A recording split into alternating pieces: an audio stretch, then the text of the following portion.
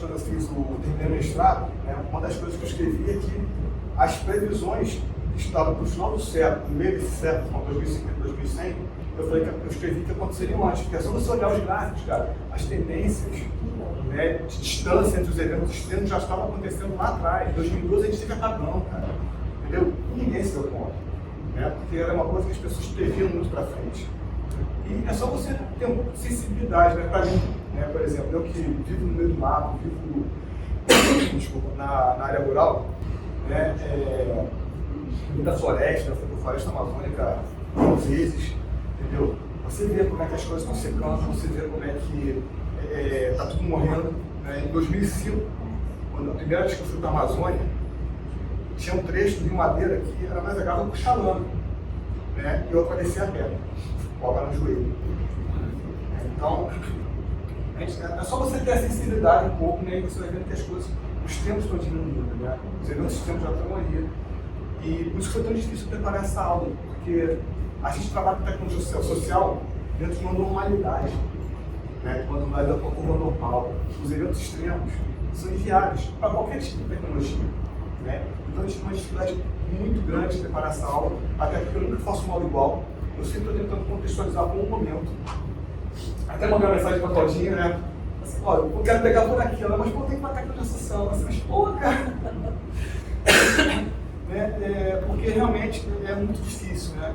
Então, por exemplo, eu estou com essa tosse constante, porque mês passado eu saí da Bahia, foi só mês, lá para dia 24, 25, não sei, não lembro.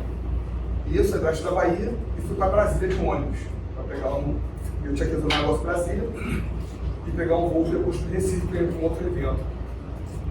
Nesse trajeto entre o oeste da Bahia e Brasília, eu peguei várias queimadas no caminho. Então, o tempo todo acordando com a sensação de fumaça do ônibus. Né? E de lá para cá eu não consegui melhorar. Entendeu? Uma amiga minha que mora em Brasília mandou uma mensagem para mim hoje de manhã: olha como é que está a Brasília. Poeira pura, fumaça pura, e do lado da casa dela tem um barco pegando fogo. Então, trabalhar com tecnologia social nesse contexto é muito complicado. Né? E aí, na verdade, comecei trazendo algumas reflexões. Né? O que é a tecnologia social? Alguém sabe o que é a tecnologia social? Alguém tem ideia? Ninguém tem ideia. É interessante porque é uma coisa que quase ninguém fala. Né? Mas a tecnologia social, de um modo geral, quando você pergunta para alguém, é isso que as pessoas lembram. Do improviso, sabe? Da gambiarra, entendeu? Tanto que o pessoal bota assim, o Brasil tem que ser estudado pela NASA. A identidade do brasileiro é absurda. Cara, já circulei todas as cidades não, mas todos os estados do semiárido, do Nordeste, né? Na verdade, circulei todos os estados do Brasil, já fui em todos os estados do Brasil, e sempre, nunca nas partes turísticas, né? Sempre nas quebradas, sempre onde está o problema. Faz parte do meu trabalho. Então, vi várias coisas, tipo assim, isso daqui serviu de estudo. Isso aqui, não exatamente isso aqui, né, mas teve uma vez que eu, na Praia do Sul, aqui em Paraty, eu estava fazendo uma obra e a gente só tinha um barco, uma voadeira para atravessar material. Só que o material é uma anilha de 1 metro de diâmetro, né? E aí, como é que descarrega? Cara, tipo, afundar tudo ali, né? Que pesa uma anilha de 1 metro, mesmo ser pequeno, ela pesa. Aí que a gente junto pensou, né? Eu e o pessoal lá da praia, né? Que eram os caiçados, moradores. Pô, vamos amarrar pet. A gente pegou o bambu, amarrou pet e botou uma coisa em cima e veio trazendo, cara. Entendeu? Cara, isso é uma forma de tecnologia social, tá? Porque a tecnologia social como eu explicar, na verdade, passa para frente, mas a tecnologia social, as pessoas sempre acham que é gambiarra, que é falta de conhecimento, mas não, cara, tem que ter muito conhecimento, entendeu? Tem que ter muita inventividade. Então, o cara que você pegou e junto comigo ali pensou, pô, vamos fazer uma fogueira, que a gente chama, né, que é amarrar os bambus assim, né, fazendo um X, né? Ele falou assim, pô, e amarrar as garrafas PET ali, pô, o cara sabe ali pelo menos sobre o de Arquimedes, empuxo, de forma intuitiva, mas ele sabe. Ele sabe que o volume que ele precisava de garrafa PET tinha que ser um volume X tal que suportasse, cujo custo fosse maior do que o peso da anilha. Então, precisa de conhecimento. E como você faz uma tecnologia como essa, por exemplo, aqui, que é uma tecnologia extremamente simples, que a gente chama de caixa seca, caixa cheia, que é uma forma de recarregar a pífia, tá? O cara tem que ter uma noção de geologia que só um cara que estudou, ou um cara que conhece o território, vai saber o que é. Porque aqui eu tenho o horizonte A, o horizonte B e o horizonte C, né? Que é esse daqui, que seriam as rochas fragmentadas. E aqui não dá para observar muito, mas olha, tá vendo? Aqui tem uma rocha santa. Tem uma foto aqui, tem uma rocha santa e aqui a rocha fragmentada. Isso aqui é extremamente poroso. Então não adianta eu pegar e cavar um buraquinho aqui que não atinja a camada, o horizonte C, porque eu só vou pegar e sobrecarregar esse trecho aqui do horizonte B. Entendeu? E isso eu considero um deslizamento. Ao contrário, quando eu consigo visualizar o horizonte C, né, eu sei que ele é permeável e que ele vai o quê? Sobrecarregar, vai recarregar o aquífero e aqui eu vou ter o quê? O rebrotamento na água. É uma tecnologia extremamente simples. É cavar uma trincheira que joga com um buraco, que nesse caso aqui está soleado, tá? E que faz com que a água permaneça no ambiente. Entendeu? Então, é importante a gente entender que tecnologia social não é gambiarra. Muitas vezes é, né? Quem já viu nas favelas aqueles postes desafiando a lei de Kirchhoff, né? Cara, tipo, não dá para entender aquilo. Mas o cara que fez aquilo, a gente entende, mas o cara que fez entende, ele sabe de cada vida. Então é muito conhecimento aplicado, mas da prática, não da teoria. Essa é a grande diferença. Então, eu trouxe aqui, na verdade, dois conceitos, né? De tecnologia social e de inovação disruptiva. Para mim, toda a tecnologia social ela é disruptiva, tá? Porque ela rompe com a lógica da exclusão.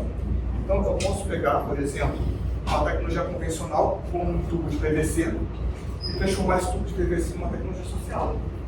Porque, na verdade, o que importa é isso, ó. Como que essa tecnologia está no território, a partir de uma necessidade, podendo usar uma tecnologia convencional com criatividade de uma forma autogestionada. Né? Então, a tecnologia social, ela não vem de uma gambiarra especificamente. Ela vem principalmente de uma necessidade, porque a tecnologia convencional ela é excludente. Porque ela tem como objetivo único. E se tem como objetivo único, automaticamente você escolhe uma parte da população. E a tecnologia social ela vem para romper com essa lógica das tecnologias convencionais. Entende? E por isso é extremamente disruptivo. Aproveitei um slide que eu usei numa palestra que eu dei na Simpósio Brasileiro de Captação e Manejo de Água de Chuva. Né? Esse cara aqui é o José Manuel Apolônio.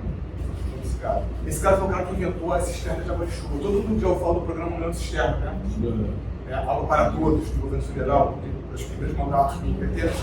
Né? Tudo começou na década de 50 com esse cara aqui. Esse cara foi para São Paulo, né? E foi fazer bico lá na engenharia civil, na construção civil.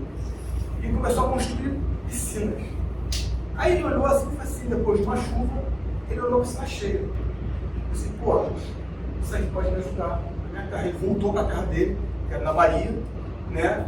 E ele foi lá e construiu a primeira cisterna de água de chuva. Para ele convencer a primeira pessoa a construir a cisterna de água de chuva, só convencendo um amigo de bar, com certeza, né? Porque só depois de uma cachaça o cara vai botar um dinheiro, né? Para fazer alguma coisa, tipo assim, o cara que é maluco, assim, nunca tinham visto conectar, né? Água de chuva numa cisterna para guardar água. Aí ele construiu a primeira. E de lá, ele fez algumas outras. Um comerciante de Alagoas, onde esse cara mora até hoje, né? Levou ele para Alagoas e começou a construir, a bancar a construção de cisternas. E foi assim que nasceu o programa de cisternas. Cara, isso é extremamente disruptivo, porque sai de uma lógica do combate à seca, ou seja, daquele coronelismo que levava carro-pipa para os caras, entendeu? Que a indústria da seca, quem é mais velho assim, eu, tipo, já estava brincando nos anos 70, Entendeu? Lembra desse negócio? Tinha até um personagem do Chico Anísio, o retirante da seca, esqueci o nome dele, ele fazia um nordestino que era traumatizado com a seca. Né? E isso rompeu com essa lógica. Se saiu da lógica do combate à seca para a convivência com o semiárido. Então isso é extremamente disruptivo. E aí vocês veem que a tecnologia social não necessariamente tem a ver só com a tecnologia em si, com a técnica em si, mas com os impactos sociais que isso tem e qual forma que essa tecnologia é aplicada. Né? Então, por isso que é extremamente disruptiva. A partir daquele carinha lá atrás, essa lógica de combate à seca, da convivência com o semiárido e gerou programas de governo. Mas isso não foi da noite para o dia, isso foram anos até. Mas a semente foi plantada a partir de uma lógica disruptiva. O cara quis combater a seca sem depender dos outros, sem depender do quê? Da tecnologia convencional, que é extremamente segregadora. Tem dinheiro para pagar? Tudo bem, não tem. Corre aí, irmão. Entendeu? Então, essa lógica da tecnologia social é uma lógica de criatividade, de sobrevivência e de rompimento com como se diz, com o sistema vigente. Né? Então, acho que esse é o primeiro ponto. E aí, a gente vai entrar um pouco dentro de tecnologias sociais para saneamento básico, que é o foco daqui. Né? E aí, primeiro, o que é saneamento básico? Todo mundo aqui sabe o que é saneamento básico? Né? Estou falando o quê? De 4 pilares. Certo? Estou falando de abastecimento de água, estou falando de tratamento de esgoto, estou falando de drenagem urbana e estou falando de resíduos. Tá? O meu foco aqui vai ser nesses 3 aqui. Por quê? Porque é tudo água. Apesar de resíduo também influenciar na água, né? Basicamente o que a gente vai conseguir fazer aqui com a tecnologia social é compostagem. Então acho que a maior parte das pessoas já devem ter ouvido falar, não vou ficar pegando tempo, porque a gente só tem uma hora e meia, né? Porque tem internet. Tem 1h30 para falar. Então, e quando eu falo de ciclo da água, eu não estou falando desse ciclo convencional. Pensar onde? Está no área urbana. Né? Eu estou falando que não estou falando da precipitação, escoamento, infiltração, absorção, o fluxo subterrâneo que alimenta os rios, esse ciclo. Não é esse que eu estou falando. Eu estou falando de um ciclo urbano, um ciclo antrópico. Né? Ele é bem diferente, ele é bem mais complexo do que o ciclo natural que já é complexo. Tá? Então, a primeira coisa, a primeira coisa que a gente pensa numa cidade é o quê? Eu tenho uma área impermeabilizada, não tem? Então, já rompi o quê? Com a lógica da infiltração. Já quebrei o ciclo ecológico ali. Já detonei o ciclo ecológico. Então, e já parou de funcionar e a gente não percebeu. Tá? A outra coisa que acontece é, se eu não tenho infiltração, eu não tenho o quê? O escoamento superficial, não tem recarga de aquífero. Consequentemente, o quê? Os rios vão morrendo. Né? E pior do que morrendo pela falta de água, é morrer pelo quê? Pela poluição. Porque quando você não infiltra, você aumenta o quê? O escoamento superficial, que cai em uma galeria de drenagem, arrastando tudo que tu pode imaginar. Em 97, 98, exatamente, eu trabalhava na Ioabas, né? E aí eu deixei de ser contratado direto da Ioabas e montei um escritório com os caras que trabalhavam comigo. E aí a gente ficou numa rua abaixo ali da Ioabas. Pra poder ficar fazendo projeto, né? Ganhava mais grana assim. E aí teve um dia que tava eu e os caras lá, vendo a chuva assim aí. Cara, arrastando lixo pra caramba. A FEMA na época, era a FEMA ainda, não era INEC ainda, era também do Fonseca Pérez. A gente conheceu o pessoal e falou assim, pô, vamos fazer o seguinte, aí na próxima chuva, vamos coletar. Vamos ver qual é a carga orgânica principal DBO disso. Todo mundo sabe o que é DBO? Não. DBO é demanda bioquímica de oxigênio. É uma medição indireta da poluição orgânica que você tem numa água. Tá? Ela é feita dentro de uma estufa, né, que você, durante 5 dias, você incuba, você pega o oxigênio dissolvido antes e pega o oxigênio dissolvido depois. Essa diferença foi consumida pelas bactérias que era matéria orgânica. Tá? Então, é uma medida indireta da produção de matéria orgânica. E aí, a gente descobriu que o que a gente coletou, né? A gente coletou uma amostra, né? Tinha 450 e poucos miligramas de DBO por litro. Um esgoto bruto, em média, tem 300. Então, a drenagem urbana, a desgraça, a forma de drenagem urbana que a gente tem, a gente chama de engenharia cinza. né, do nosso concreto, ela simplesmente arrasta tudo e joga dentro do conduto do asfalto e cai aqui. Né? Já estou com o meu ciclo hidrológico quebrado. Ainda tem que cortar ele mais ainda. Né? A água não chega mais com precipitação e pelos cursos d'água. A água chega de outras bacias que são captadas, tratadas, armazenadas e depois distribuídas. É assim que ela vai chegar na casa. O uso da água de chuva é histórico. Até a humanidade entender que tudo tem que ter lucro. Por isso que foi proibido em vários países, na Europa, Austrália, o uso da água de chuva. Por lei, era proibido você ter. Porque você tinha que ter uma concessionária vendendo água para a população. Diziam que a água de chuva era suja. Exatamente. E é. E era a primeira precipitação, né? Mas a água que a gente bebe também é uma porcaria. A água que a gente bebe aqui no Rio de Janeiro, por exemplo, ela é uma transposição do Paraíba do Sul. Não sei se vocês sabem. Todo mundo acha que é Bangu, né? Já seria uma porcaria, né? Mas na verdade só tem água do Bangu porque ele transpõe o Paraíba do Sul, que joga na usina de Ribeirão das Lajes e que tem que ter uma vazão mínima de 120 metros cúbicos por segundo para poder gerar energia e não estagnar aquela represa. Né? Então, tudo cai dentro do abacia do Rio Bangu e depois a gente cata lá na frente.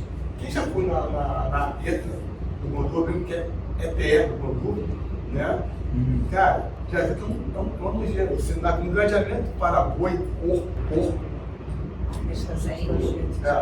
É nesse nível. Sem contar o toque químico do polo industrial de Queimados, todo químico que vem do próprio Paraíba do Sul, né? Agrotóxico, sabe? Então, é muita coisa. E sem contar que nosso tratamento de água é convencional. É o mesmo tratamento de 200 anos atrás, quando as águas venderam Cassium. Né? Você sabe o que é Cassium do Conama ou não? Desculpa, aqui as coisas não surgem da cabeça. Então, existe uma resolução do CONAMA, a 357, que ela classifica os corpos d'água, né, onde você pode, e quais os usos que você pode dar para esses corpos d'água. Então, classe especial classe 1 são corpos d'água que podem ser utilizados para abastecimento com tratamento simplificado. Tá? Ou seja, o tratamento mais simples que tem, uma filtração, uma cloração, né? 2 para baixo, você tem que ter tratamentos mais sofisticados. E a gente continua fazendo como se tivesse classe 1 especial. Ou seja, disruptores endócrinos, tudo que é porcaria que vem de químico passa batido, porque o nosso tratamento de água ele é basicamente o quê? Você coagula o que está em suspensão, popula, né? E sedimenta. Aí, sobrenadante, decantado, você vai passar por uma filtração e depois clora. Mas você não tira o que está dissolvido na água, que são os químicos. Explica um pouco o que são os disruptores endócrinos. Desculpa, gente. Aqui, Vai citando, né? Vai vindo as ideias na cabeça, né? Os disruptores endócrinos são moléculas, né, que são utilizados principalmente agrotóxicos em hormônios anticoncepcional, assim, em fármacos, né, que eles afetam o nosso sistema imunológico, endócrino. Então, eles são cancerígenos, eles causam câncer, eles causam mutação. Tem locais, por exemplo, no Rio Sena, acho que foi Sena, Londres, não é isso? Tanto, obrigado, tanto, isso aí. Sabia que ele estava falecido, mas foi não era. No Rio Tânis, né?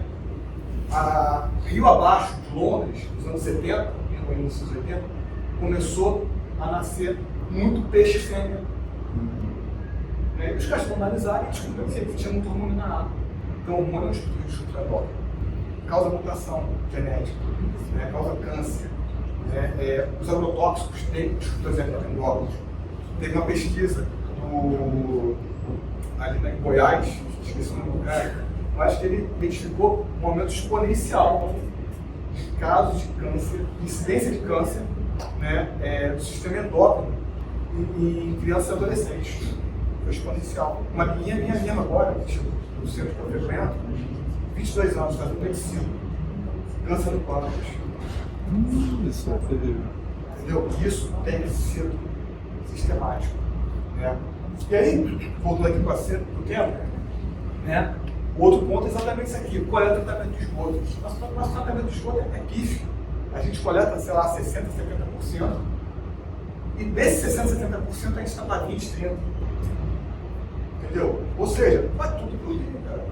E esse é o nosso ciclo biológico. Né? É nisso aqui que a gente está quebrando o ciclo biológico. Nesse momento aqui, quando você rompe com a infiltração, quando você quebra o ciclo biológico, só tem evapotranspiração e precipitação natural. O resto tudo é artificial. E aí, o que acontece? Estamos o quê? Vivendo mudanças climáticas, eventos extremos. Como é que você regula isso, cara? É muito complicado. E aí, vamos falar um pouco então de captação de água de chuva no meio urbano, que é, acho que é a coisa que as pessoas mais gostam de falar. Então, assim, pô, solução para a mudança climática é captar água de chuva, mas será que é? Vamos lá. Primeiro, meio urbano. O que é meio urbano? Segundo o IBGE, tudo isso aqui é meio urbano. Tá? Tudo isso aqui é meio urbano. Eu estou focando nesses caras aqui, ó. Área urbana com alta densidade de edificações, área urbana com baixa densidade de edificação, processo de expansão urbana, áreas verdes habitadas, entre outros. Eu estou falando aqui de centros e subúrbios, concorda? Sim. Então tudo isso aqui é urbano pra gente, urbano, cidade que a gente conhece. Mas que é urbano de verdade? É esse urbano aqui formal, onde você não tem espaço nem para tecnologia social, até tem se você criar uma composteirinha ali e tal, mas é greenwashing, né? É o cara ricão que faz uma composteira e acha que salva o mundo, né? Mas, pô, compra até desistir, né? Gasta até desistir. Pô, eu sou um cara extremamente econômico em termos de compra, tá? Essa calça aqui eu comprei porque eu tive que viajar porque me rasgou. Tá? Depois de 8 anos. Isso é sério. A minha mulher fica revoltada, cara. Parece um mendigo, cara. Entendeu? Essa camisa aqui deve ter uns 10 anos. Eu não estou comprando. E ainda assim, a cada 15 dias, eu levo para reciclagem cerca de 200 litros de plásticos, papéis, metais e fibra. Então eu tenho que escapar. Por mais que eu compre a granel, né? Então, por exemplo, saco, eu não compro saco de arroz de 1 quilo, de 5 quilos, porque você não consegue mais comprar granel numa parte das vezes. Quando eu consigo, beleza. Quando eu não consigo, vai num saco de 5 quilos, porque são 4 embalagens na dentro. Entendeu? Mas, ainda assim, a cada 15 dias, eu levo para reciclagem 200 litros de material, a maior parte é plástico. Tá? E aí, quando a gente fala de urbano, tem esse urbano aqui e tem esse urbano aqui, que são as favelas, cara. Mas e é aqui que surge a tecnologia social, porque aqui surge da necessidade. Entendeu? Porque o cara aqui, ele fala assim, pô, meu irmão, vou captar água de chuva, vou botar um sistema bacana lá, limpo, pô, trato, posso usar água de chuva. Esse cara aqui não. Esse cara aqui vai ter que saber o que está fazendo. Porque ele não tem acesso às tecnologias pagas. Né? Então, a gente tem que primeiro perguntar qual é o urbano que a gente está falando.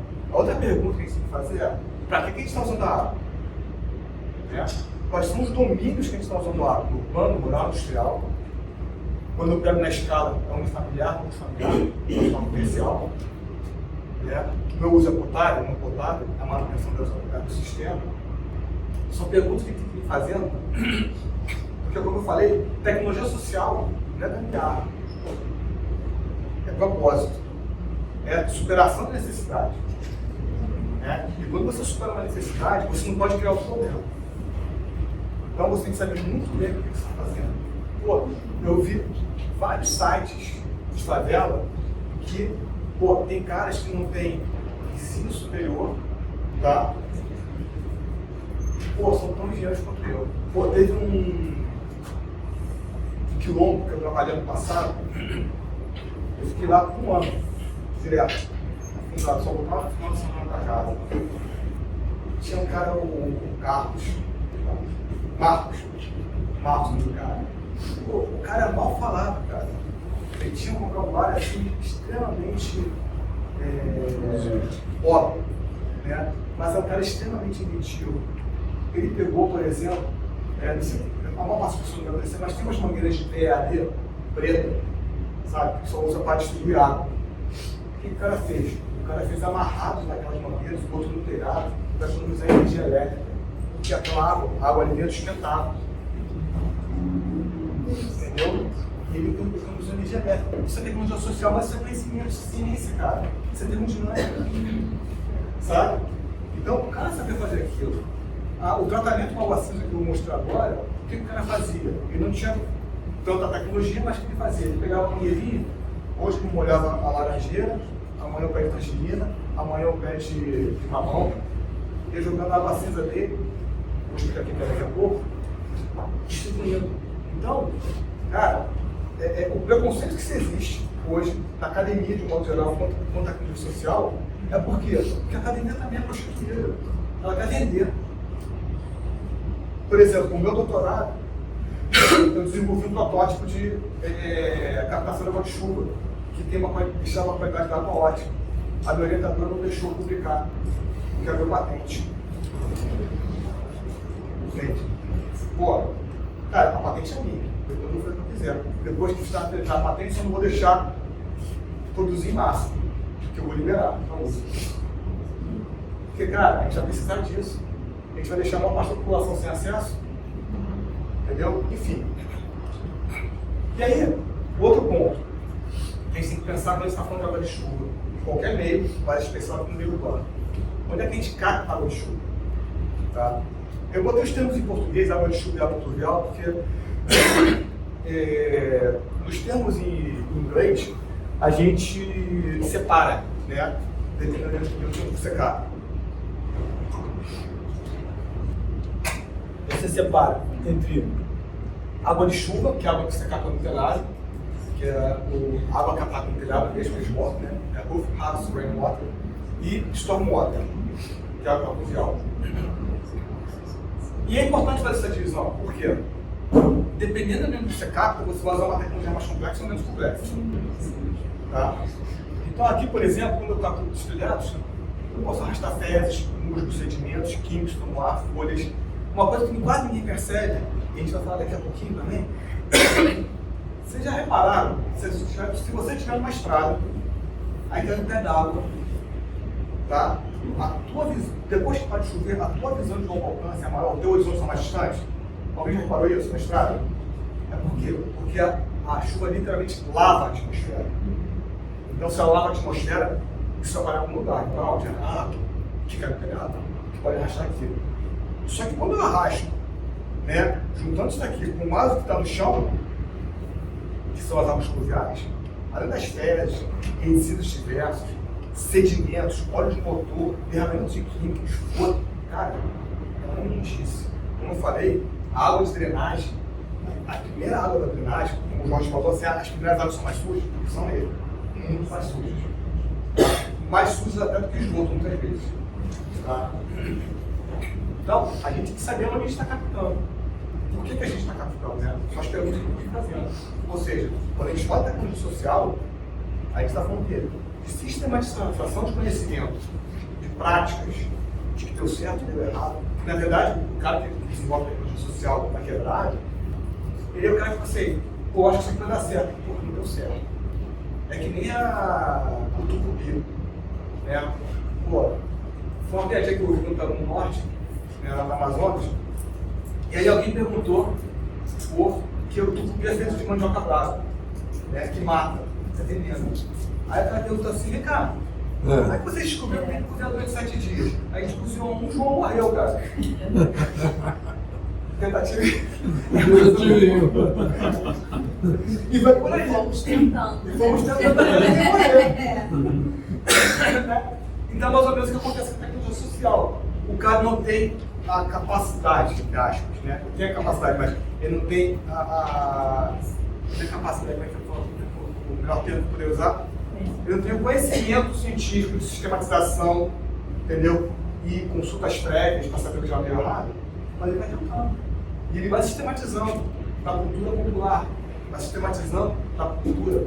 E a ciência, assim, mas a ciência às vezes é isso também. Ih, morreu ratinho, ih, morreu aí, morreu, Exatamente. A ciência é exatamente isso aí. Só que, tipo, tem florzinhas, entendeu? Sim. Desenhos, corações, Ela é em ambiente conta uma história melhor. controlado. Né? E eu lembro que toda a tecnologia para mim é social, porque é minha sociedade, cara. Vem a partir de uma necessidade. O problema é que a gente faz para depois. Tem pressa, né? Exatamente. E o problema é que a gente faz para depois. O que a gente faz para depois? Quer ganhar lucro. Eu quero, pô, tem um próximo, uma patente, você entra lá e fica ganhando royalties. Esse é o problema. Né? Então vamos lá, siga um pouco mais para frente. Né? E aí, eu não vou botar todos os fatores, mas vou botar os principais fatores aqui. Tá? Lembra que eu falei arrasto atmosférico, químicos, poeira, particulares, agora tem foguete também, né? A gente vai falar daqui a pouco sobre isso. Então, os ratinhos lá, os mosquitos, os cogumelinhos lá que vão cair para tudo aqui para dentro, você pode contaminar, mas tudo isso daqui, todos os contaminantes, estão extremamente ligados aqui, ao território. E a limpeza e manutenção do teu sistema, que é uma cultura que não tem. Cara, eu fiz um estágio na Austrália. A Austrália é um país top pra caramba. 10% dos caras limpavam o sistema e usavam água para beber. 10% Das pessoas que usam água de chuva na Austrália para beber, limpavam o sistema.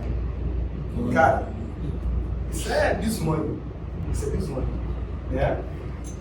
Sendo que 80% do acúmulo das partículas, ou seja, da sujeira que vai para dentro da água, acontece na primeira semana, cara. Entre uma chuva e outra. Parou de chover hoje, daqui a 7 dias, 80% da porcaria que tinha que estar lá já está lá. Então, a manutenção é muito importante. A limpeza é muito importante. Tá? E aí, para exemplificar isso, eu vou passar muito rápido aqui, não vou aprofundar, porque entra na parte de microbiologia ambiental, biologia ambiental, eu não vou entrar nesse quesito. Mas só para vocês terem uma ideia, eu fiz uma pesquisa, né, que foi uma caracterização territorializada da água de chuva. Então, eu peguei uma área com saneamento, sem saneamento, que era Manguinhos, nossa amada Fiocruz lá em Manguinhos, né? Aquele negócio que é aquele âmbito de sujeira em volta, né? Onde tem pessoa, onde não tem saneamento nenhum, não tem coleta de lixo adequada, tem cracuda dentro desse cheiro, né? Defecando a céu aberto. Eu tenho um valão a céu aberto, que é o Faria Timbó, um esgoto a céu aberto. Enfim, tudo que você imaginar de algum tem lá, tá? E um território com saneamento que é a Barra da Tijuca. Né? Que ainda assim tem alguns problemas de saneamento. Na Barra da Tijuca eu coletei em 2 condomínios. E eu coletei água pluvial, ou seja, água que passa no chão. Tá? Eu não traduzi aqui, porque esse aqui foi do artigo que eu publiquei. Das quadras de esporte, do pavimento da vegetação interna, das áreas de estacionamento, nos 2 condomínios. Né? Eu usei uma mesma torneira durante 1 ano. A cada 15 dias eu coletava lá, via dos telhados, via das varandas também, via tudo que era lugar que você possa imaginar essa água, e passava num sistemazinho aqui. Nesse caso aqui, o cara tinha um filtro de areia, mas aí inteligente, assim, pô, tá demorando muito pra passar água, aí tirou a areia do outro. Porra, a água não passa mais nesse daqui, né, cara? Só passa isso daqui e vai do jeito que tá. Entendeu? E dentro de um preservatório de 50 mil litros. Esse daqui pega de tudo que é jeito e só filtra na saída. Tá? Na Fiocruz, eu peguei água do telhado, lá perto do meu prédio, né, que foi do SEST, em casa aqui. E esse SEST aqui, nesse telhado aqui, é que eu estou uma foto. Deixava tinha foto aqui. É o telhado de polipropileno. A pior coisa que pode ter um telhado de plástico para você colocar água. Tá? Que era uma clarabóia, mas era um problema que eu tinha acesso, assim, vamos botar aqui mesmo. Eu queria fazer uma coisa em escala real, fazer uma coisa da vida real, né? E aí, beleza. Eu separei cada milímetro de água de chuva até o 10º milímetro. Eu coletei 10 chuvas que superaram os 10 milímetros em 1 ano. E aí, eu fiz a caracterização microbiológica desses 2 pontos, né? Isso daqui são vírus, tá? A gente encontrou vírus. Primeira coisa, a norma de uso de água de chuva, que é a 15527, estava errada para mim. Descartar o primeiro milímetro é insuficiente. E segundo, usar E. coli, o limite de 200 coliformes, para usos, mesmo que não potáveis, para mim isso aqui não diz muita coisa. Por quê? Repara, eu tenho vírus entéricos humanos na água, quando a água está o quê? Teoricamente ok. Ou seja, eu tenho bosta aqui. Entendeu? Então, teoricamente já está ok. A mesma coisa aconteceu no outro condomínio.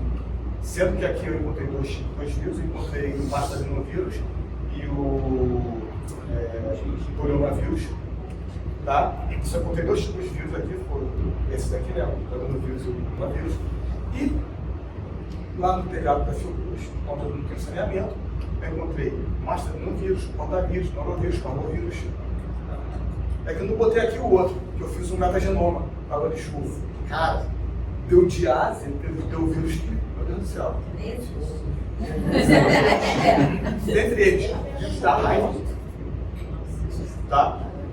Um vírus que afeta as abelhas, paralisa as abelhas e mata as abelhas. Entendeu? Pô, vírus endêmicos humanos foi. Né? E muitos vírus de plantas. Enfim, a conclusão que se chega, é que, olha só, eu estou falando que ó, 10 ao cubo, é que isso aqui é média, né? Mas teve pontos que eu encontrei 10 a 6, 10 a 7. Né? Se você olhar aqui, o máximo que eu encontrei na posição da barra foi 10 a 4. Mesmo que seja média, mesmo que seja média, 10 ao cubo, 10 a barra, cara, pegar o de telhado, botar o no chão, pô, o território influenciou absurdamente, ou seja, as pessoas que estão mais vulnerabilizadas se tornam ainda mais vulnerabilizadas quando a aplicação da tecnologia social. Isso é fundamental a gente entender. Eu sou engenheiro, nunca tive muito pé na área social, mas cada vez mais eu entendo que a exclusão social é um fator de vulnerabilidade para a sobrevivência humana. Entendeu? E é isso que a tecnologia social tem que tentar romper. Né? Essa lógica que você tenta romper com esse paradigma. E, tipo, pode pagar o que não pode pagar, porque tu acha que quando começar, que vai começar daqui a pouco, racionamento de água, qual vai ser o primeiro lugar que vai cortar? Na Barra ou em Manguinhos? E quem vai pensar que água de chuva? É a Barra ou é a Manguinhos? Então, é isso que a gente tem que pensar. Esse é um curso de saúde urbana, né? Questão urbana e saúde. Questão urbana e saúde. E, cara, vocês como planejadores urbanos, isso é isso também. Então, é fundamental a gente entender que as áreas vulneráveis não podem continuar sendo vulnerabilizadas. Isso é genocídio também. É genocídio ético. Porque a maior parte das pessoas que moram nessas áreas são pessoas pretas, são pobres, que vieram sendo escravizados ao longo do tempo e que continuam sendo escravizados pelo sistema. E aí, como é que a gente, o que a prática diz, né? Como o Jorge falou, descarta o primeiro milímetro de água. Né? Porque o que é descartar o primeiro milímetro de água? O primeiro milímetro de água de chuva que cai em 1 metro quadrado, ele gera 1 litro de água.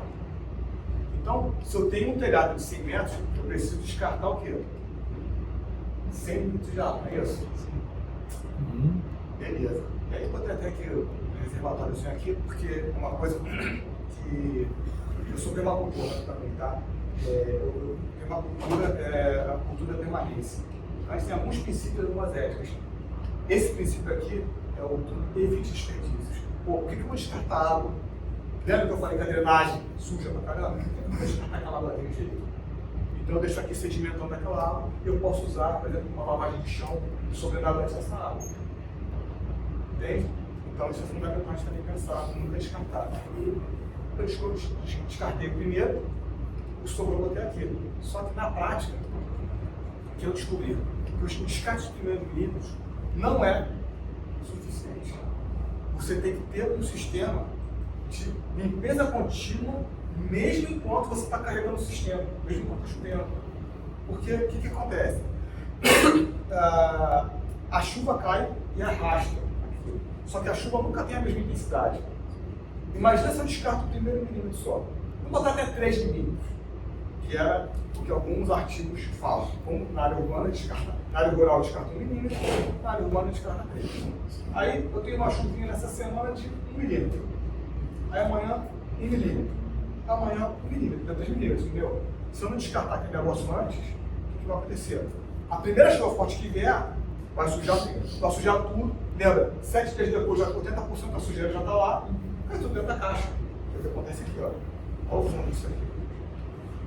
Em contrapartida, o protótipo que eu desenvolveu lá, olha a diferença. Por quê? Porque ele automaticamente ia limpando a água que ia para o fundo. Eu criei um dispositivozinho que acelerava a sedimentação. Né? Eu não posso detalhar muito porque eu tenho causa de confidencialidade, mas a vontade de falar é absurda. Né? Não fala de ninguém, pai. Vou falar rapidinho, ó, vou falar. Não dá não, porque senão eu vou ser processado lá para a FRJ. O que acontece? Eu botei um tanque em off, tá? E assim desse tanque em off, você sabe o que é tanque em off? Posso desenhar aqui? Pode. Grava vamos. Então, o que acontece? Um tanque em off é isso aqui, ó. Eu tenho um anteparo aqui, tá? Na verdade vamos aqui assim, e aqui assim. Então quando a água entra aqui, tá? Ela faz esse duplicamento aqui, certo? Quando ela sobe aqui, ela faz esse duplicamento aqui, isso acelera a deposição de partículas, entende? E aqui eu coloquei um decantador de alta baixa. Então o que passava por aqui rapidamente voltava para cá e pegava esse fluxo descendente. Consequentemente, o que acontecia? Se eu deixasse do jeito que estava, isso aqui em algum momento ia encher e ia passar. Então, automaticamente, o quê? Eu descarregava isso daqui, mesmo durante o uso. Entendeu? Com isso, eu tirei essa quantidade de água aqui.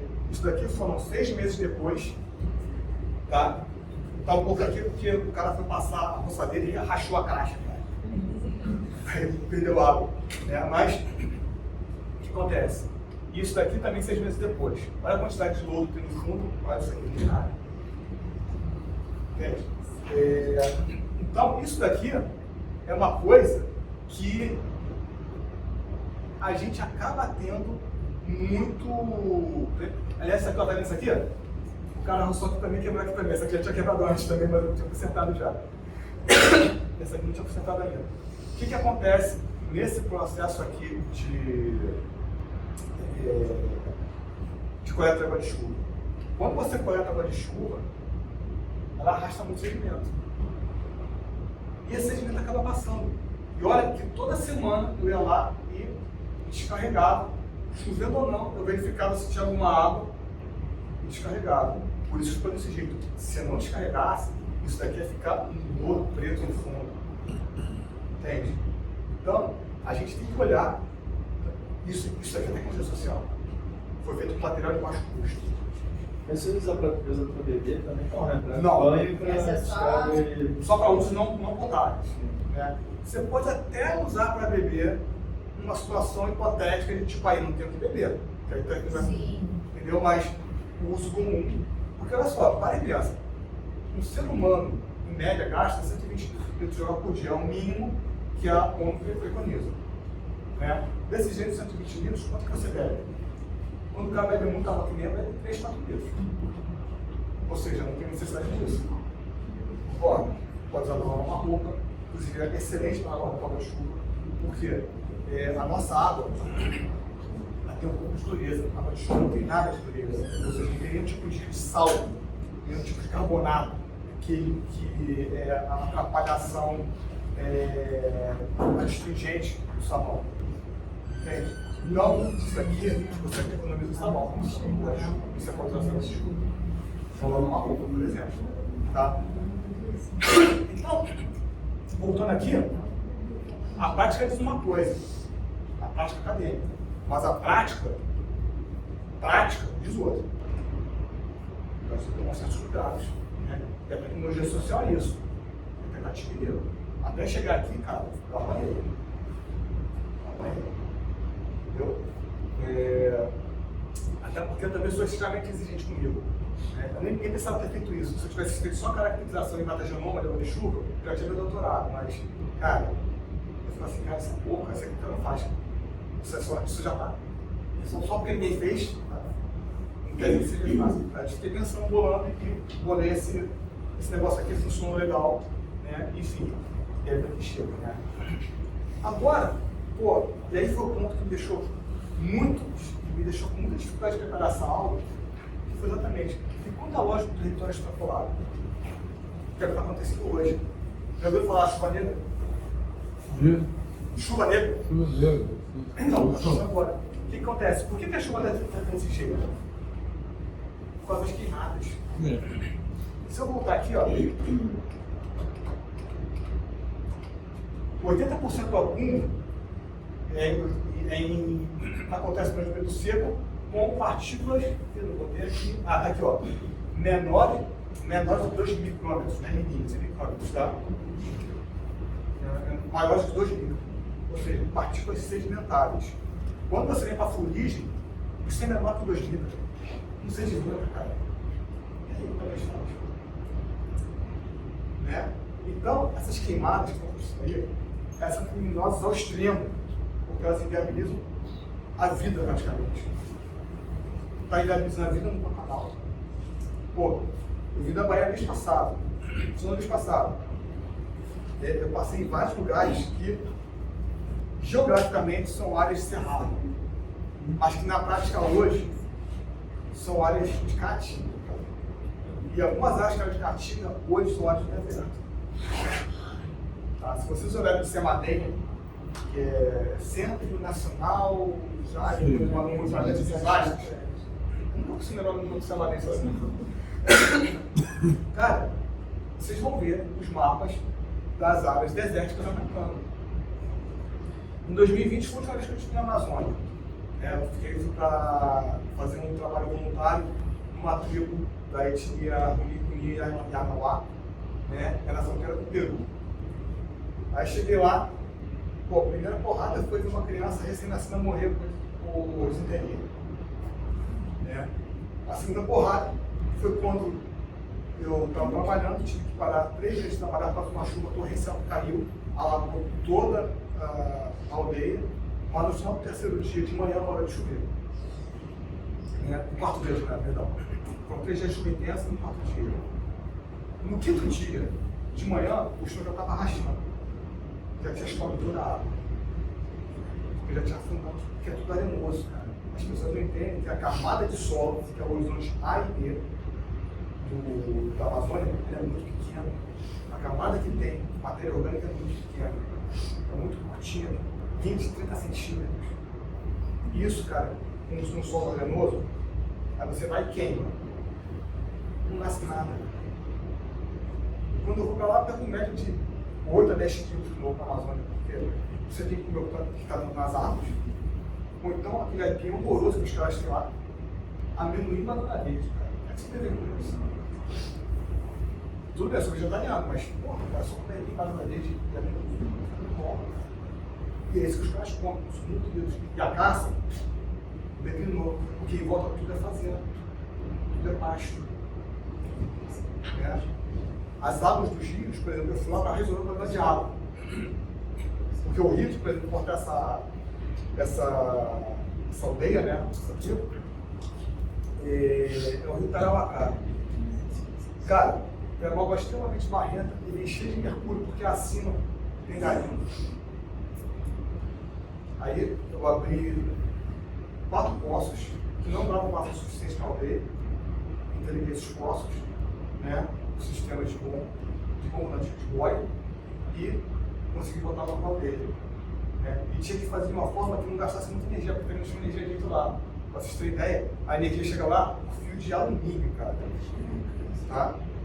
Que é como se fosse um cabo de aço, tá? Desencapado, que é o neutro, e em volta desse cabo de aço você tem um cabo encapado, né? Que é para não dar curto, que pô, se você botar muita pressão naquele, muita demanda de energia ali, cara, você desarma, você queima. Então você tem que botar, sabe, com parcimônia, uma linha de meio, de 3 quartos, para poder não interligar, porque não podia jogar numa altura muito alta, porque senão não tinha energia para isso. Então são coisas assim, e tudo isso daí, cada base, tudo improviso, né, cara? Tu imagina, tu sai do Rio para Rio Branco, de Rio Branco tu pega um avião para Jordão ou para Cruzeiro, né, um teco-teco, literalmente teco-teco, cai nos pedaços, todo o copo do André Ponce. Aí de lá vai tentar com uma voadeira para subir 4 horas de rio. Essa é a realidade dos caras. Para mim é esporádico, os caras é a realidade, é o cotidiano. Então, cara, é super complicado. Aí você vê, o Amazônia assim, a Amazônia não quer mais não, cara. E a Amazônia está secando. Está secando rápido. Enfim. E agora, lembra que eu falei que o carro estava de chuva, no telhado? Mas tudo bem, deixa eu falar aqui rapidinho. Né? Lembra que eu falei que uma das perguntas que tem que fazer é o quê? Qual uso que eu vou dar? Então, quando eu capto água pluvial, tá? Na área urbana, não estou nem falando aqui de recarga de aquífero, como a gente faz na área rural, tá? Qual a ideia? A principal ideia é a manutenção do ecossistema. É a mais simples de fazer. Tá? E como é que a gente faz isso? A gente faz isso com trincheiras de filtração. O que são trincheiras de filtração? São valas que você aumenta a permeabilidade com brita. E tem dois motivos para você botar brita aqui. O primeiro motivo é aumentar a permeabilidade, claro. O segundo motivo é aumentar a rugosidade do canal, ou seja, eu retardo o caminhar da água, o caminhar superficial da água por esse canal. Você imagina se fosse liso, né? Pô, a água pegaria o quê? Uma velocidade alta. Então, quando eu retardo esse escoamento, além de eu ter uma área mais permeável, eu tenho o quê? Eu tenho um maior tempo para a água infiltrar. Então, por isso que a gente usa esse tipo de tecnologia. Tá? Aqui, ó. Imagina isso aqui é um canal. Né? Tem eu dou aula de uma disciplina no fundão chamada Soluções Baseadas na Natureza. Tá? Então, a ideia é a gente tentar, o máximo que possível, recuperar a lógica do ciclo biológico natural. Lembra que eu falei que a primeira coisa que a gente faz é o quê? Quando impermeabiliza? É quebrar a infiltração, consequentemente, do esgoto superficial. Aqui, de alguma forma, não é a melhor forma, eu consigo restaurar parte desse processo de recuperar a infiltração. Né? Mas o que é a tecnologia cinza? Eu estou sempre fazendo comparação de tecnologia social, tá? Com uma tecnologia cinza, uma tecnologia convencional, porque é importante entender as diferenças, né, de como é que a coisa funciona. O que a tecnologia convencional ia falar para mim? Faz um canal. Opa,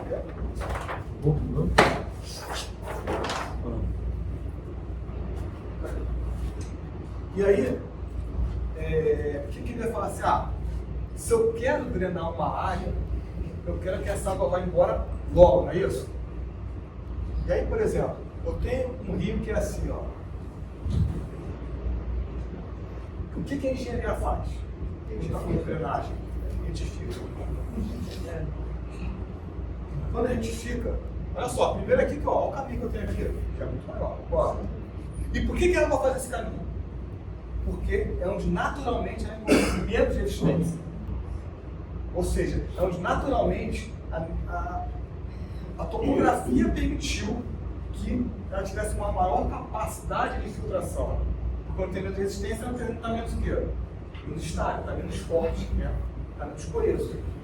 Então, ali ela procurou o que foi infiltrando. Quando eu faço isso daqui, eu não faço só isso daqui. Eu faço o quê?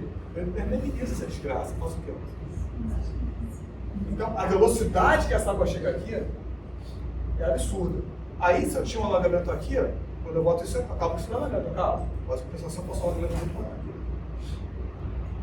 E é isso que a gente tem que entender. Por isso, quando a gente usa a brita, numa trincheira de infiltração, tá? Um dos objetivos é o quê? Retardar. Porque eu não consigo, dentro de uma área urbana, renaturalizar o curso da água. Mas eu posso simular que esse tempo que ele percorreria aqui, com capacidade de filtrar, eu posso fazer ele dessa forma aqui, possibilitando uma ramificação. Tá? Então, são coisas para a galera quando você planejar uma área urbana, de pátio de estacionamento. Pô, se eu pudesse usar aqui também, é que o pavimento permeável não é tecnologia social, tá? O pavimento permeável é o quê? Aqueles bloquinhos intercavados, que você pode a graminha ali, mas aqui não é tecnologia Por quê? Ele já vem com a lógica do lucro. Vender lotes inteiros para você ir lá e fazer com o objetivo de lucrar e vender o serviço. Então, não posso passar com tecnologia social, por isso que eu não botei aqui. Mas isso aqui é tecnologia social. Isso aqui ele usa, inclusive, na área rural. Tá? Mas é adaptado para a área urbana. A outra é essa aqui, ó. Jardim de chuva. Eu vou falar de jardim de chuva. Quem já foi ali no Circo Voador, Função Progresso, lá tem o jardim de chuva. Feito para Cecília Herzog, com pessoas que trabalham essa lógica da solução para a natureza, fazem pilotinhos, né? E lá na Função Progresso, né? Circo Voador tem o jardim de chuva. E qual a lógica do jardim de chuva? Se eu tenho uma área muito impermeabilizada, a tendência é que eu tenha um escamento superficial muito alto. Certo? Então, a ideia é que são dois modelos, tá? Um modelo é esse daqui, onde eu crio uma área de alagamento com plantas que suportam bem a variação de água, tá? Né? Elas suportam tanto receber muita água quanto ter pouca água. Porque a gente tem que lembrar que isso aqui fica vivo o quê? Não está chovendo. E esse que é o barato da coisa, cara. Não é tão simples assim. Os caras que tiveram essa ideia, pô, você precisa muito ter tentativa e erro, né? O Joãozinho morreu como, cara? Morreu muito Joãozinho nessa brincadeira. Entendeu? Então, Pelo menos nem sei. pelo menos eu sei, né? Antes de chegar no ponto. E aí acontece, você cria aqui uma área de alagamento, né? Uma área com substrato para poder a planta se alimentar depois do período seco, tá? E uma área de maior permeabilidade, que é se é possível pegar, por exemplo, a água aqui no telhado, jogar aqui, e ela vai filtrando paulatinamente, ela tem tempo de filtrar. De um modo geral, tá? A relação depende muito do que está aqui em volta. A relação para esse tipo de tecnologia é a capacidade de infiltração do solo. Mas a relação de área, por exemplo, área de telhado e área de jardim de chuva, tá? É em torno de 0,5 a 1. Ou seja, para cada 100 metros de telhado, eu posso ter de 50 a 100 metros de jardim de chuva. Tá? A ideia é mais ou menos essa. Eu tenho que ter uma área para alagamento aqui, e aqui, supondo de um modo, vai ficar 20 centímetros, 25. Né? Então, é o tempo de que encher aquilo. E se permear muito rápido, ok, fácil. Se não permear muito rápido, eu tenho que pelo menos ter a equiparação, né, das áreas de captação com as áreas de infiltração. Tá? O outro é esse modelinho aqui, que é um modelo bem mais urbano. Tá? É um modelo em que eu tenho um sistema de drenagem onde a maior parte do meu solo não é infiltrado, que é uma área que eu não posso, por exemplo, infiltrar porque eu posso ter interferência de cabos de energia, uma série de problemas. Quem já trabalhou com cadastro de área urbana sabe a desgraça que é, né? O que está por baixo da terra, cara, é uma loucura. Só Deus sabe. Só Deus sabe. Às vezes Deus fica na Nem ele dúvida, sabe, né? fica super na Deus fica na dúvida. dúvida. Porque, pô, tem coisas às vezes que tem 100 anos que tá ali e nunca teve cadastro, cara. Nunca teve cadastro. E o cara vai, pô, agora tem net, tem telefone, tem tão alto que imaginar, gás, água, esgoto, o que você imaginar debaixo da terra, tudo. Quando é de mundo todo debaixo da terra dele. Então, às vezes, para você pegar e trabalhar uma lógica de filtração é um pouco complicado. Né? Porque todos esses elementos, de um modo geral, vêm associados a quê? Uma caixinha, um concreto. Então você perde muita área de permeabilização. Aí você faz o quê? Você faz um filtro. Com a mesma lógica. Só que aqui eu consigo botar até um filtro numa área menor, por quê? Porque aqui eu consigo controlar a minha permeabilidade. Então a gente bota aqui uma área de pedra, uma área de areia. Na verdade, essa granulometria vai aumentando de cima para baixo. Tá? Aqui é uma área mais fina, uma área grossa, média, aqui um cascalho, né? E aqui é a área de matéria orgânica, e aqui em cima a área alagada. Tá? O que acontece? Pô, eu tenho aqui uma área bem mais reduzida do que nesse caso aqui, certo? Então, o que eu preciso aqui? de vez em quando vou ter que descarregar uma água aqui sem tratar. Entendeu? Então eu tenho que ladrão assim, né? Para botar para fora a água. E aí acontece, a água entra aqui, vem descarregando, filtrando, e aqui eu jogo na nossa drenagem, lembra aquelas figurinhas que eu tinha a casinha chovendo, e aqueles águas viravam tudo escoamento superficial? Aqui eu retardo o escoamento superficial, né? Porque aumenta o tempo de detenção da água, a água não escorre tão rápido os canais, tá? E, além disso, eu consigo o quê? Limpar um pouco mais essa água, de forma mais limpa. Não estou falando da dificuldade, mas com certeza eu vou retirar bastante sedimento, com certeza eu vou retirar bastante matéria orgânica, tá? E eu consigo jogar uma água aqui com muito mais qualidade dentro da drenagem. Então, esses são sistemas que têm por objetivo, na verdade, não potabilizar uma água ou não gerar uma reserva de água, mas sim o que? Fazer a manutenção dos ecossistemas. Eu não botei aqui porque o tempo é pouco, mas só rapidamente, tem um parque em Adelaide, na Austrália, que ele é todo isso aqui. É um negócio incrível. O cara coloca uma barreira, tá? Lá tem funções, ou seja, eles já convivem com os extremos, né? E essa barreira, funda de gabião, todo mundo sabe que é gabião? Sim. Então, não? Gabião são enrolamentos de pedra que servem de barreira. Né? Então, uma parte escura do gabião, assim, uma escura grande, e a outra parte quente que é para trás. Essa parte é capaz de infiltrar.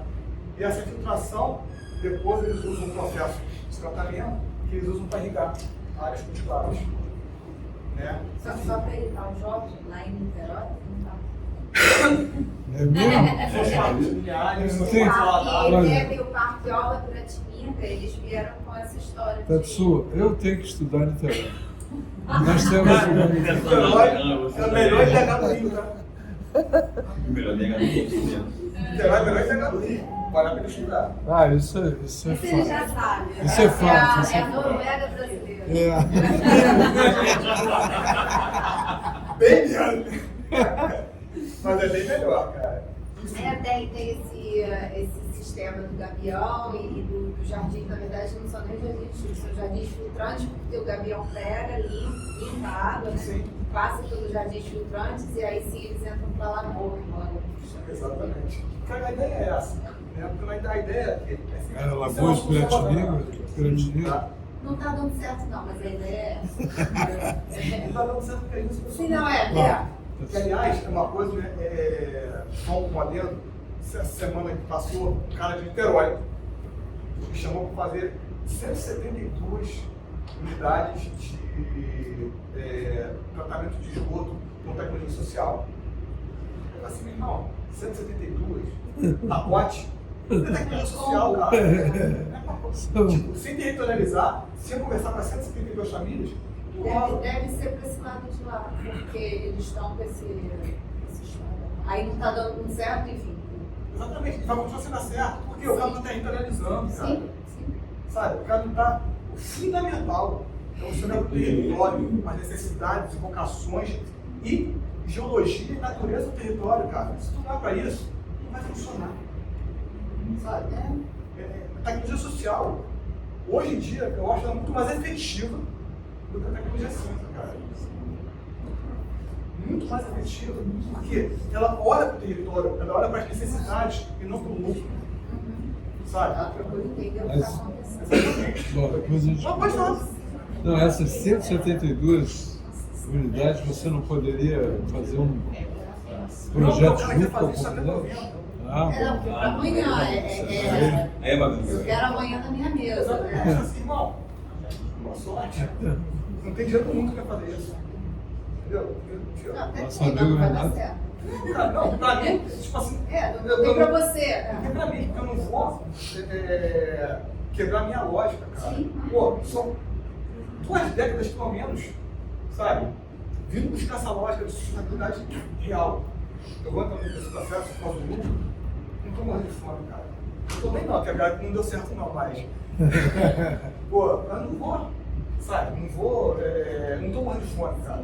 Não posso abrir mão da minha lógica e dos meus preceitos. Enfim, seguindo. Fábio. E agora, vocês lembram que a gente teve aqui? Fala com você. 2 minutos. Vai. Renato que sabe. Renato, me dá 15 minutinhos para finalizar aqui? Valeu, mano. Então, eu vou passar rapidinho. Então, olha só. Vocês lembram que o ciclo hidrológico também entra na água de esgoto?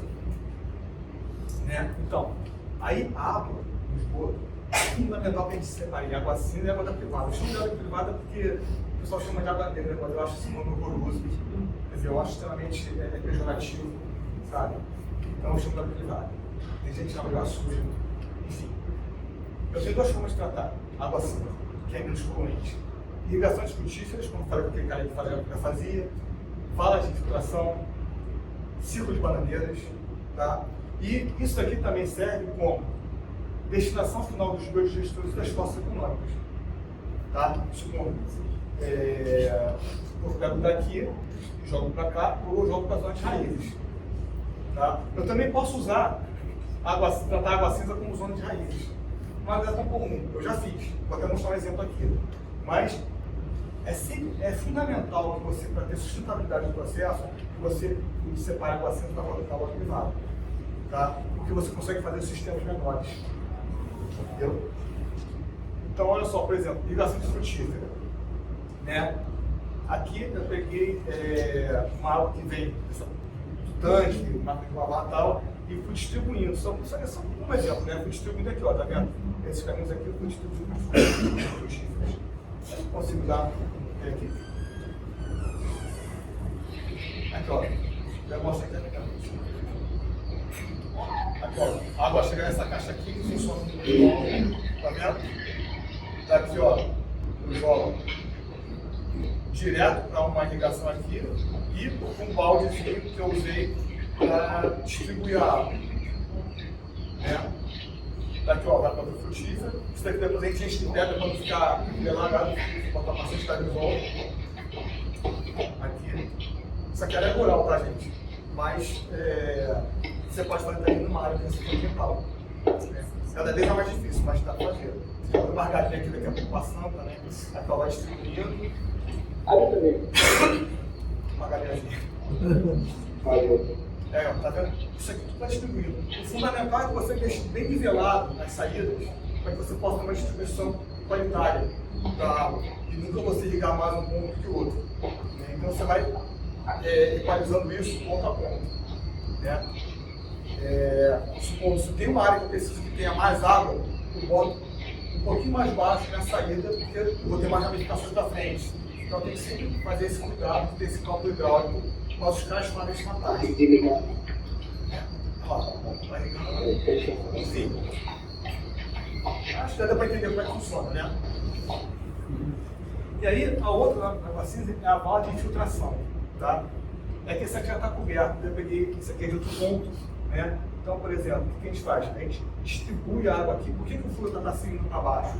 Porque eu consigo nivelar o fundo do tubo, eu garanto que essa água distribui todo o comprimento. E se eu boto para baixo, vai ficar tudo no começo aqui, concorda? Vai coçar aqui, e o resto não vai chegar água. Né?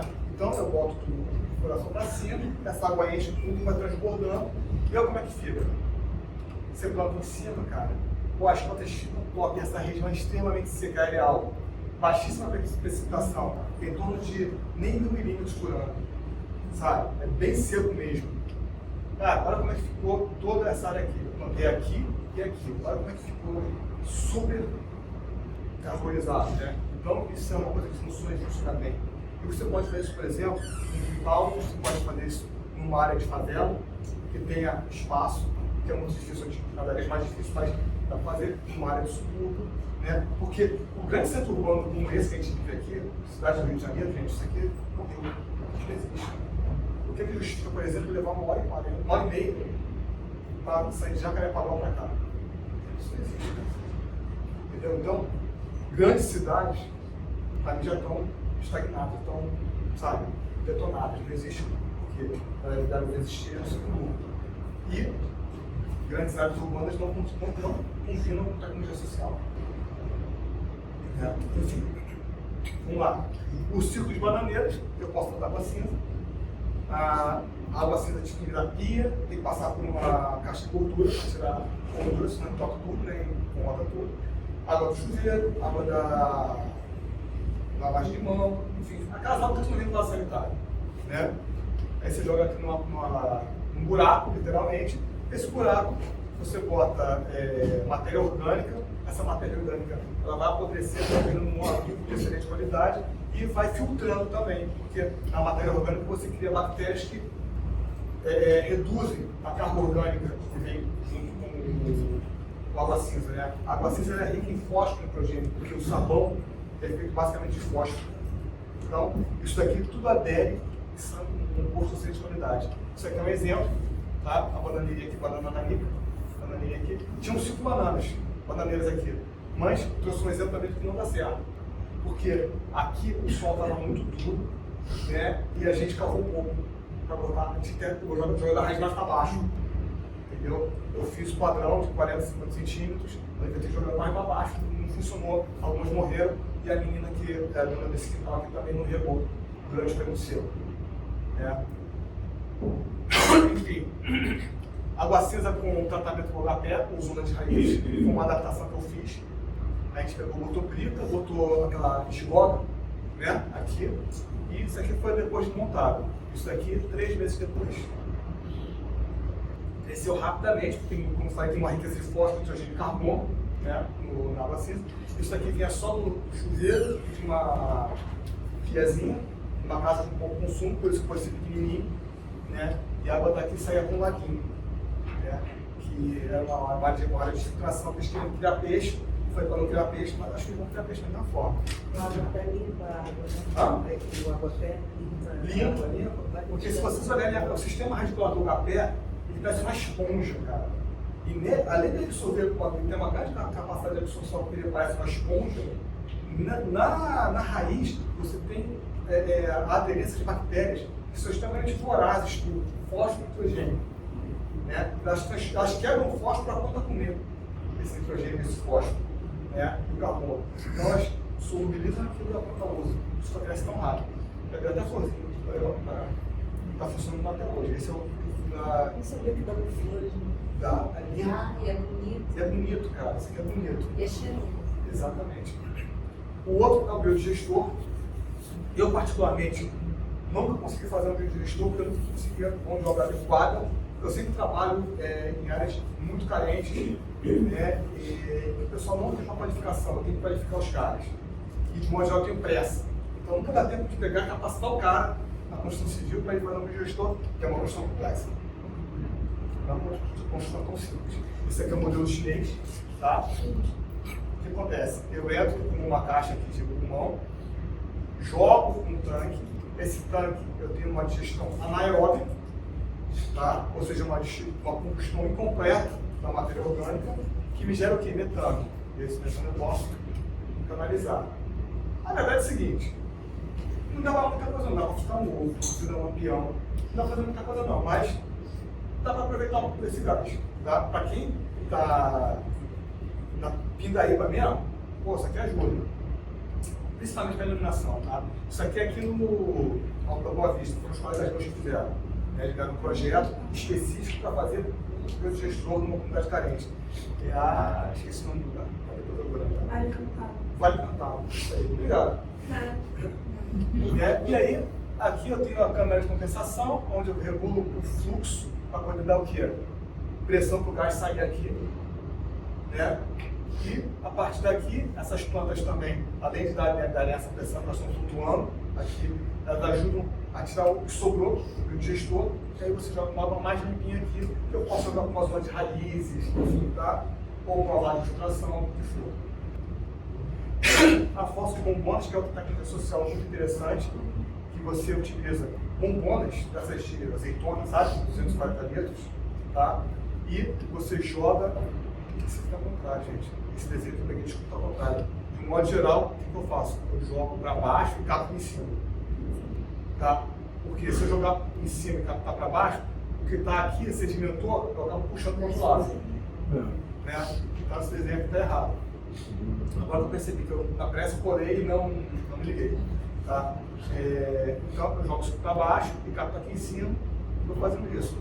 Isso aqui é um que eu construí no quilombo Boa Esperança Real. Tá? De um modo geral, o pessoal bota de 3 a 4 bombonas para uma família de 5 pessoas. Essa aqui tinha 9, cara, não tinha 6. Tá?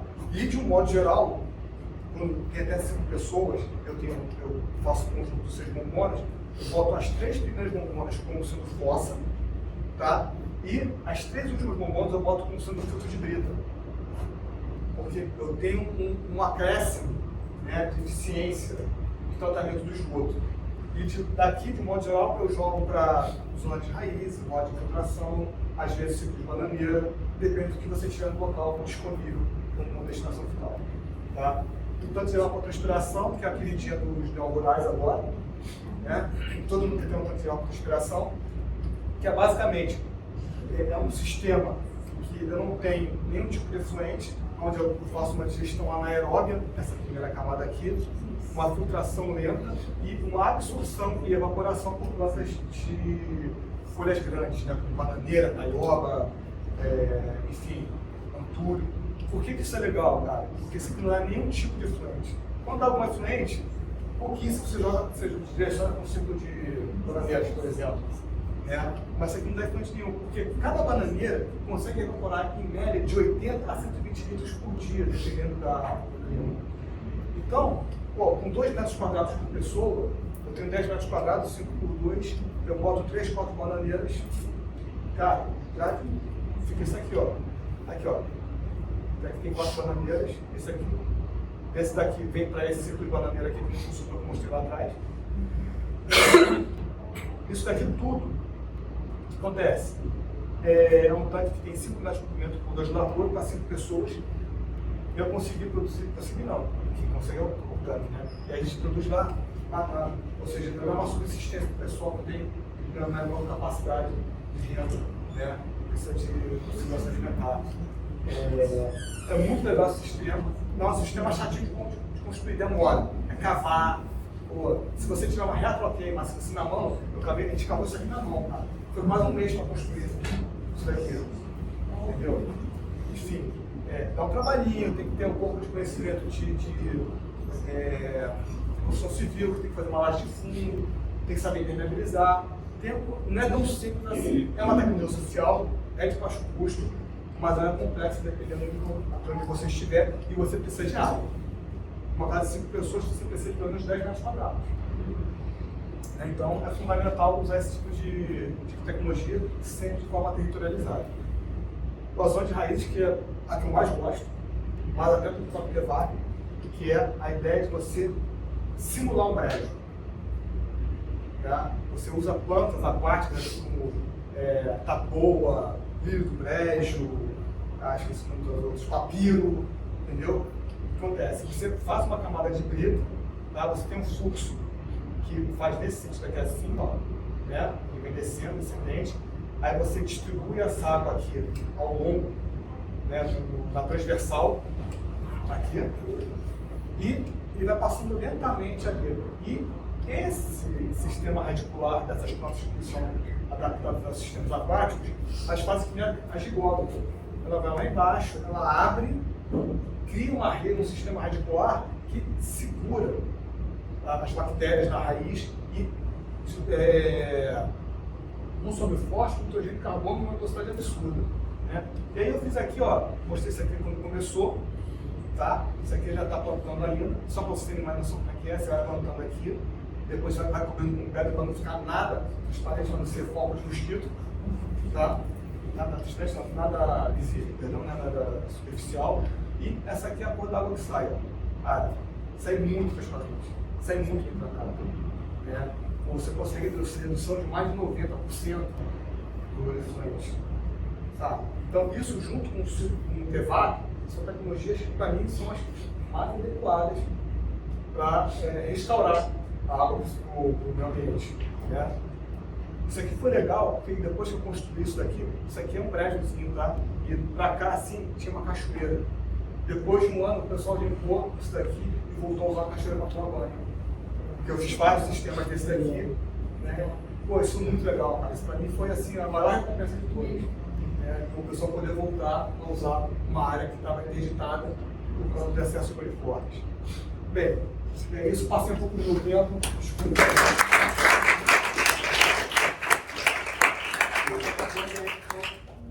Obrigado. Se alguma pergunta aí, pessoal, para ele. Eu fico imaginando o seguinte, que se você tivesse um grande incentivo a utilizar tecnologias sociais numa zona metropolitana, eu não sei se alguém já estudou isso, qual seria o grau o percentual de solução para esgoto e águas pluviais que você conseguiria.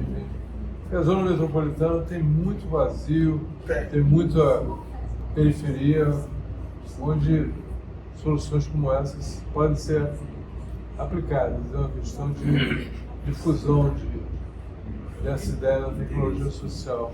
Eu acho isso fundamental, tá? Inclusive, em termos de geração de renda, você fazer um programa, como já existe nos Estados Unidos, e o próprio Alessandro Molon tentou fazer aqui, mas não foi para frente, né? Fazer um New Green Deal, né? Tipo assim, você entrar com dinheiro público para incentivar a construção de tecnologias, de soluções baseadas na natureza, tecnologias sociais, que você gera renda e você resolve o problema de saneamento, cara.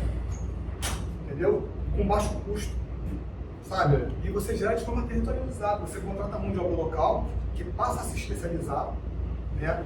Eu formei 8 garotos, né? Nesse quilombo que eu estava no passado, formei 8 garotos. Pô, os moleques saem.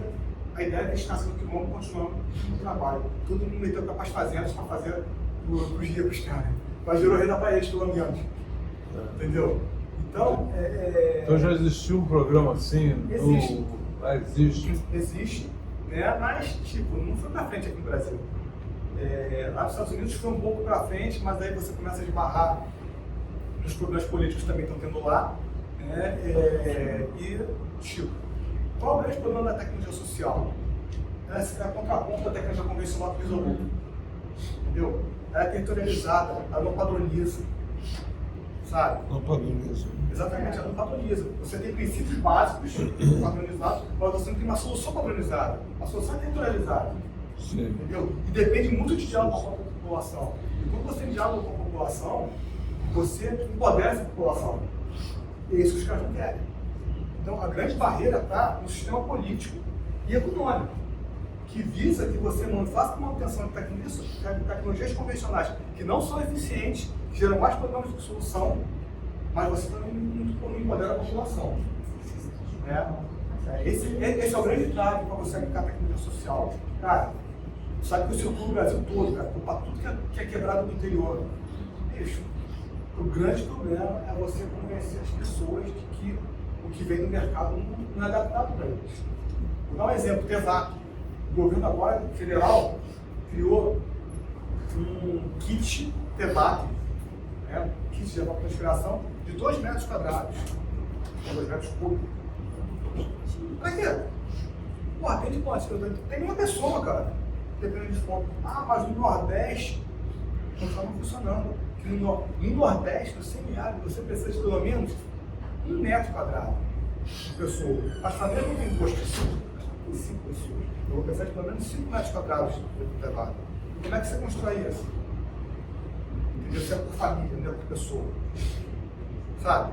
Então, essas padronizações que visam atender um mercado são muito complicadas. Por exemplo, o programa 1 milhão de cisternas. Pô, veio a Forte Leve lá em Petrolina, Pernambuco. Pô, meteu uma fábrica lá de construir cisterna, cara, de polipropileno, cara. O negócio não funciona. O calor do inferno, cara. Tu bota o negócio lá, o negócio vai fazer assim, ó. Vai derretendo, cara. Entendeu? Então, tipo, é rápido, mas gera lucro, cara. Então e não gera mobilização social. Entendeu? Então, Gera consumidor. Exatamente, gera consumidor, não gera inclusão. Esse é o problema das tecnologias sociais para pegar, né? O sistema financeiro ainda é muito forte, o sistema econômico é muito forte. Enfim, vai muito nessa linha. Acho que é isso. Eu queria te agradecer, professor, pela aula excelente.